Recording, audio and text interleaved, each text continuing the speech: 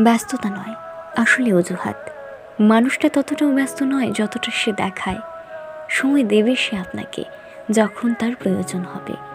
প্রয়োজন থাকলে শত ব্যস্ততার মাঝেও আপনার খোঁজ নেবে। যত প্রয়োজন ফুরাবে, মানুষটা আপনার থেকে ততটাই দূরে সরে যেতে শুরু করবে। একসময় আর কথা হবে না মানুষটার সাথে। আপনি হয়তো চেষ্টা করবেন মানুষটাকে ভুলে যেতে, কিন্তু তাও মনেই থেকে যাবে মানুষটি, যদিও সেই মানুষটি আপনাকে মনে রাখেনি। আর মনে রাখবেই বা কেন? এখন তো সে অন্য একজনকে খুঁজছে যে তার প্রয়োজন মেটাতে পারে। এইভাবে কত মানুষ রোজ প্রিয়জন বানায় প্রয়োজনে, আবার প্রয়োজন ফুরালেই প্রিয়জন পাল্টে ফেলে নিমেষেই। কখনো কি হয়েছেন কারোর এমন, প্রয়োজনে প্রিয়জন?